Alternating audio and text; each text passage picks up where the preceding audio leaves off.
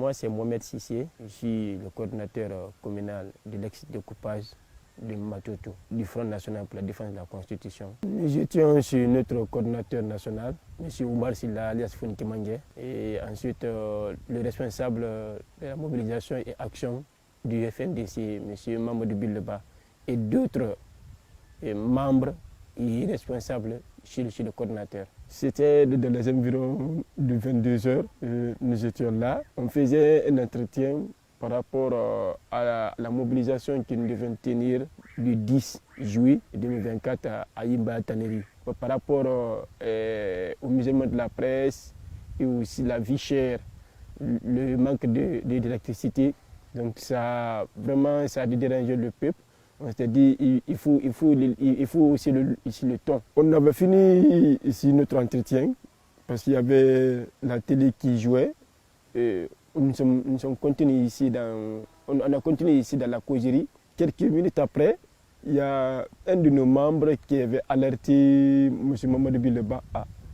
Nous voyons ici des véhicules militaires qui se dirigent vers Commandanya. Sur le coup, M. Billeba a informé Fonike que vraiment il y a un de nos éléments qui l'a appelé à l'extérieur de la concession que les militaires viennent. Donc ce n'est pas pour nous arrêter. Le coordinateur avait appelé sa belle-sœur de fermer ici la porte, ici la grande porte. Entre-temps, nous avons reçu un corps étranger.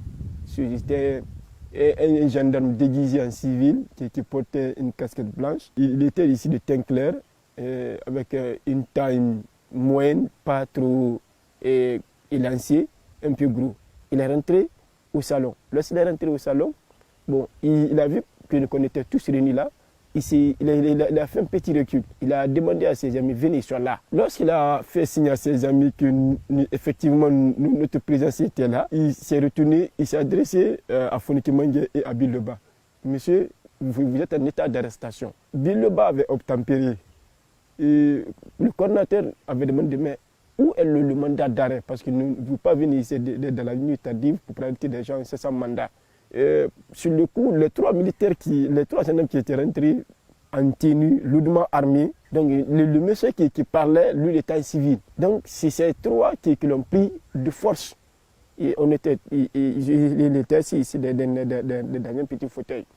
Ils l'ont pris de force pour le faire sortir ici de la concession. Sur le coup, je me suis mêlé et d'autres personnes et d'autres éléments aussi ont pris la parole. On les a dit, mais écoutez, nous ne sommes pas des criminels, vous ne pouvez pas venir chez quelqu'un, l'arrêter nuitamment et sans mandat. Comme on le tirait, je suis par les deux pieds et on le traînait ici par terre. Moi, je suis venu le prendre ici par les bras. Donc, on lui tirait, et les trois gendarmes et moi, et nous, on lui tirait parce que sa belle-sœur s'était mêlée dedans. Donc, on lui tirait. Le monsieur qui était en civil a appelé ici un renfort.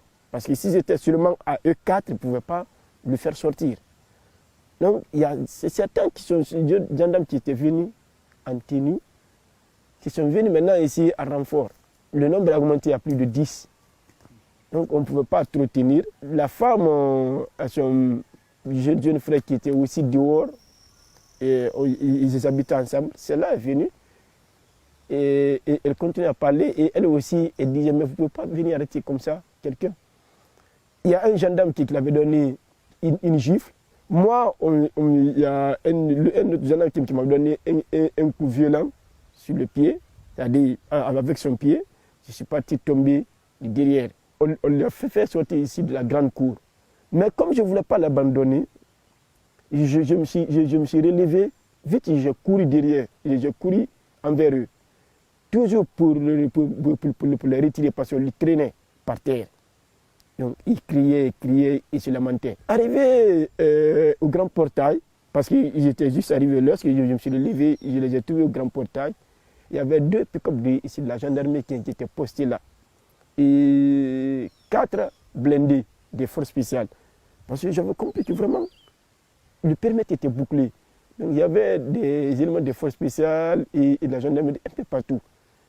Donc, Le quatrième blindé, c'était un blindé en grande antenne qui était posté vers, en partant ici la ruelle qui mène à la minière. Comme ils ont vu que ici, je tenais beaucoup à le retirer.